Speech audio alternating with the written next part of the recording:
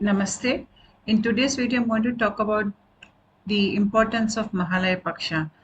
That is the second half of the Bhadrapada Mass in Indian calendar, or in the English calendar, it is the transition that happens, the period between the transition phase of Virgo leaving and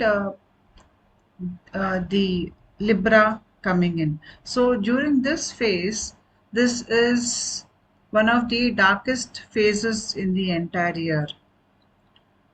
We will understand the importance this period has over us and how we can connect with our ancestors and overcome our karmic programming or the ancestral DNA programming during this period more effectively.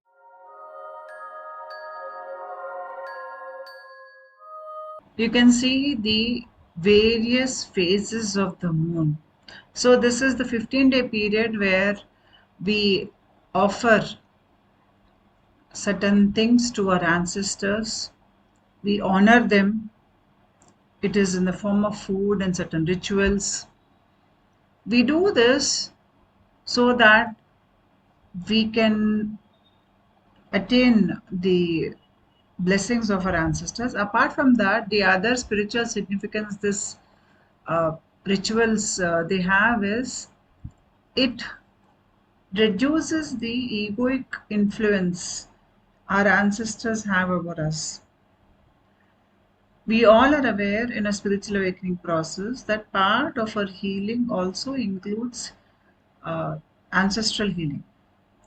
We are connected to our ancestors through our DNA. The ancestor's voice, you will hear it as your voice. When somebody is unawakened, they cannot differentiate between these various voices that are, running in their background in the mind. They think all those voices, all those thoughts, all those emotions belong to them. It is only when you are awakening spiritually and you're questioning your thoughts, your emotions, your various states, or you feel in a certain way, at a point you start realizing that most of that thoughts, emotions, the source is not you. It comes from somewhere outside of you. When you dig deeper, you realize a lot of these thoughts and emotions, even behavioral traits, come from our ancestors. Because our ancestors' thoughts, their motives, their desires, fears, pain, everything has got recorded.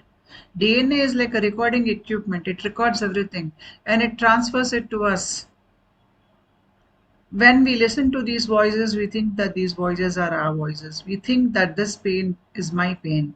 For example, say if there's a man who's very wealthy and he has nothing to worry over, but he is always worried about whether he can have his next meal or not. He fears the day that he may lose all his money and he may not have enough money to buy food. But the reality is he has so much of money that even if he spends recklessly, he will never be short of funds in his life. The external reality is not getting reflected by his inner mental thoughts or emotions. They seem to be operating from a different level. When this man tries to dig into his DNA programming, rather he tries to understand how his grandparents or great grandparents lived.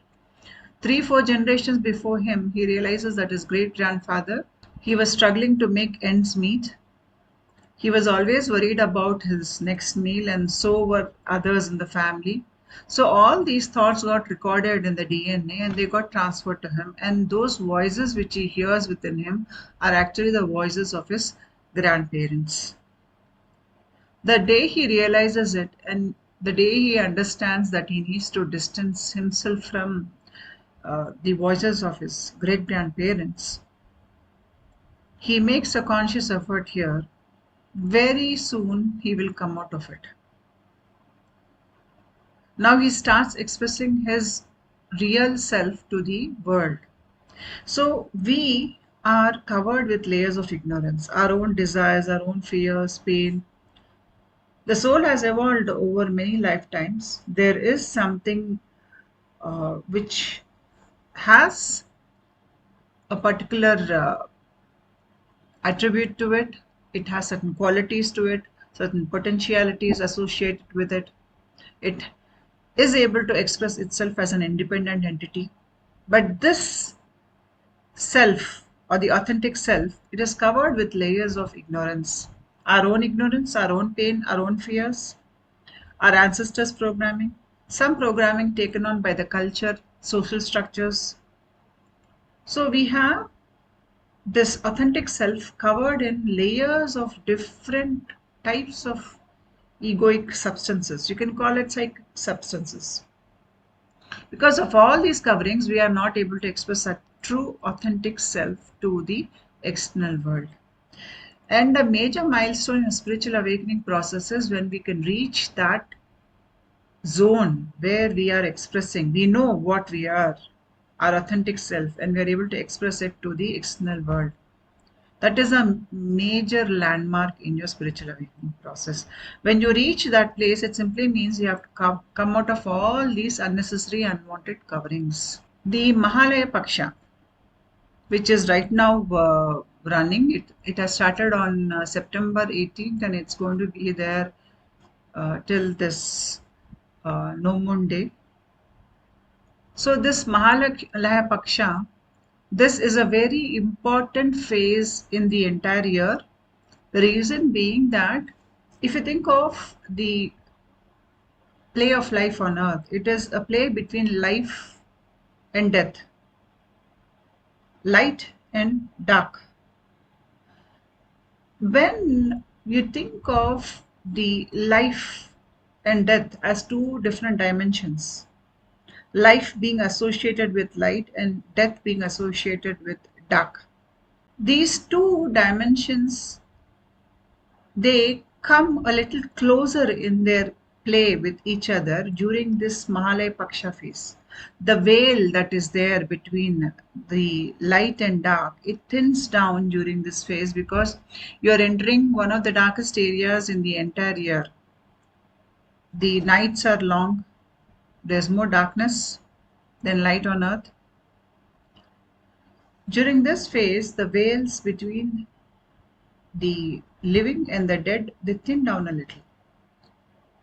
And this is the right opportunity. A window has opened where you can connect with your ancestors, the dead ancestors. You can honor them. You do certain rituals. In India, we offer food, and there are certain types of ceremonies that are performed to our ancestors. And we believe when we do this, we are helping them in moving forward in their after death journey. In a way, we are reducing their effect on us. That egoic tie that is there through our DNA, we are dissolving that tie there so that they can move freely forward and we too can come out of their effect and express our authentic self to the world. The reason why it is done at this time is, one is that there is more darkness, and as I said, the veil is thin. The second thing is the pranic energy is working mostly in the Swadhisthana chakra during this time of the year. The Swadhisthana chakra is the second chakra, uh, which is above the root chakra, orange color.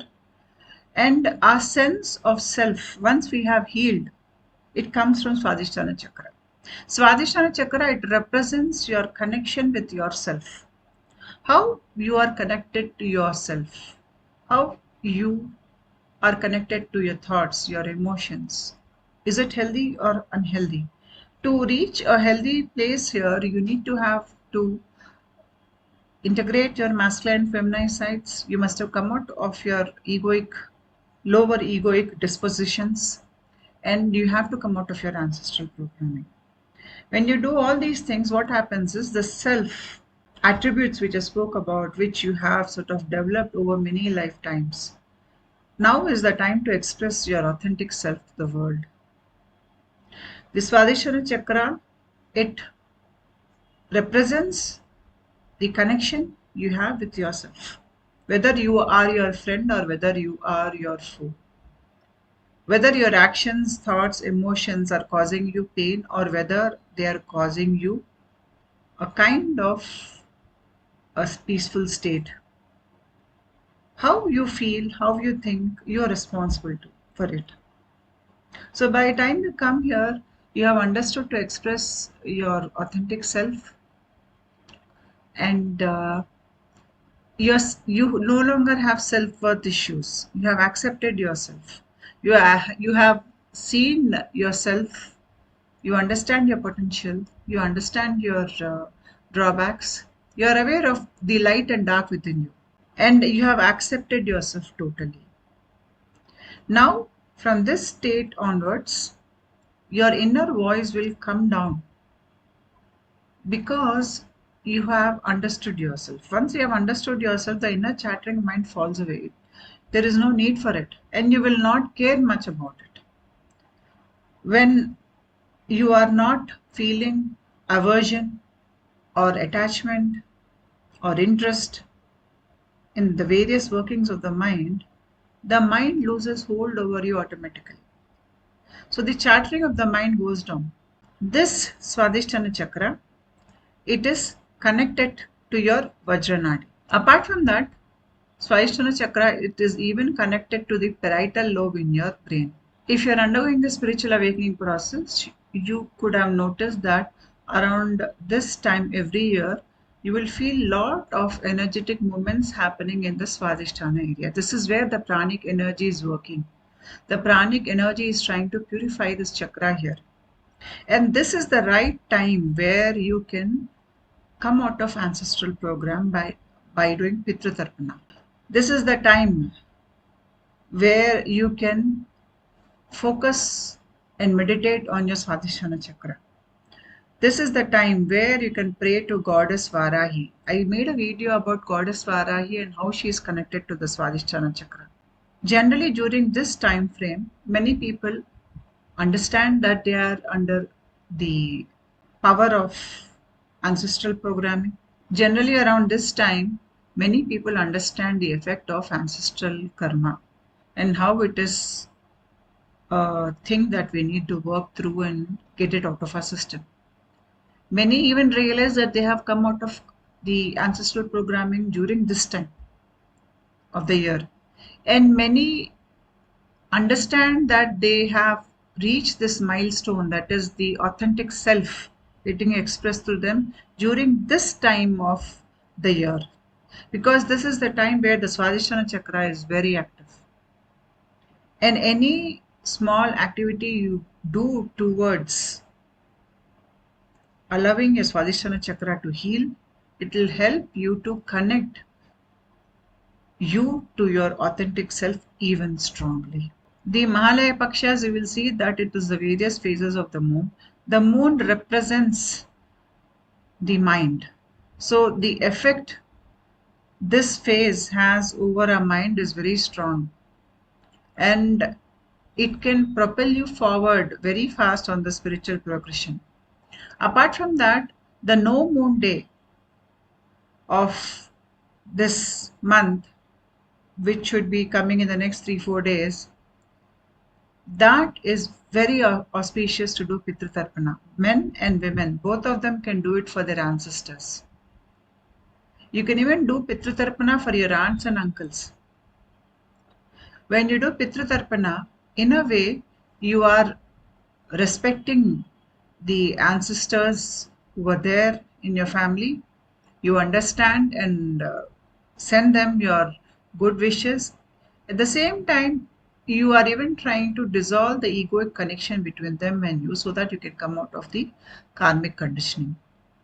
In case you come from a culture where these tarpanas are not performed, I would suggest that you visit the graves of your ancestors and pray to them that they lose hold over you, or the egoic connection between you and them should get dissolved, so that you are no longer affected by their thoughts or their ideas. This will help you to heal faster from your ancestors' karma. Thank you.